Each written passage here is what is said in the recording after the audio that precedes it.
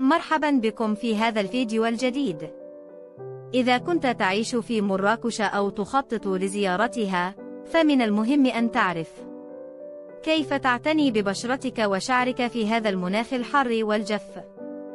في هذا الفيديو سأشارك معكم أفضل النصائح والوصفات للحفاظ على نضارة بشرتكم وصحة شعركم، بالإضافة إلى اختيار الأقمشة المناسبة لكل فصل. جاهزون؟ لنبدأ. العناية بالبشرة في مراكش. في الصيف، الحرارة العالية قد تسبب جفافاً شديداً للبشرة، خاصة إذا لم تهتم بالترطيب.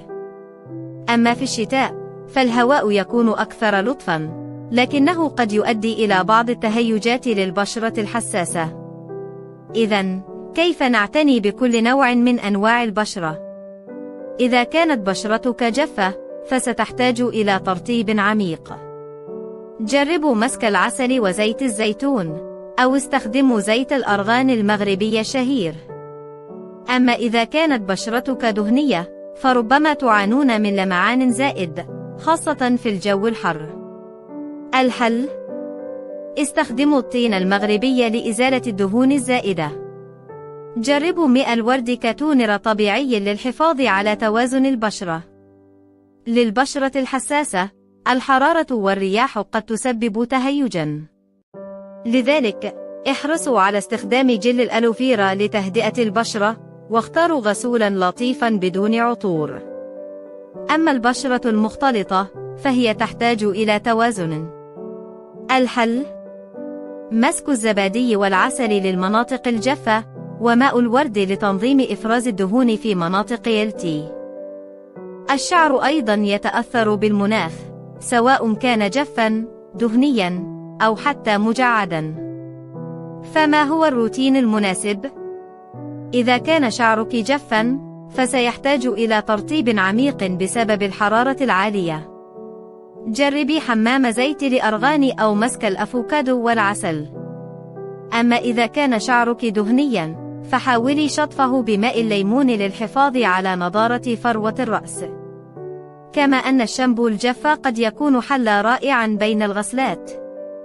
لصاحبات الشعر الكيرلي، احرصي على استخدام كريمات تحتوي على زبدة الشيا للحفاظ على ترطيب تجعيداتك بشكل طبيعي. إذا كان شعرك عادياً، فالحفاظ عليه سهل. استخدمي شامبو وبلسم يومياً خفيفاً، وجربي شطفه بماء البابونج لإضافة لمعان طبيعي. وأخيراً، لا ننسى اختيار الملابس التي تناسب الطقس.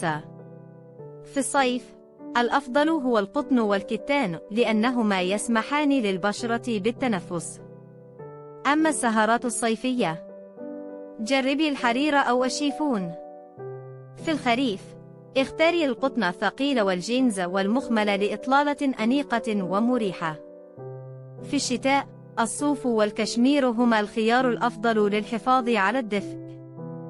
أما الربيع، فالقطن الخفيف والفسكوز هما الأمثل، مع بعض لمسات الشيفون للأمسيات الجميلة. نصائح عامة للعناية بالبشرة والشعر في مراكش. شرب كميات كافية من الماء للحفاظ على الترطيب الداخلي. استخدام واقي الشمس يومياً للحماية من أشعة الشمس الحارقة. الترطيب مستمر لمقاومة الجفاف الناجم عن المناخ الجاف. حماية الشعر من الحرارة باستخدام الزيوت الطبيعية واعتماد الأوشحة في الأيام الباردة. وهكذا، بهذه النصائح البسيطة، يمكنك الحفاظ على بشرتك وشعرك بكل سهولة في مراكش، مهما كان الفصل. إذا أعجبك هذا الفيديو، لا تنسي الإعجاب والاشتراك في القناة، وشاركينا في التعليقات أي نصائح أو وصفات تجربينها شخصياً. نراكم في الفيديو القادم، مع مزيد من النصائح الجمالية.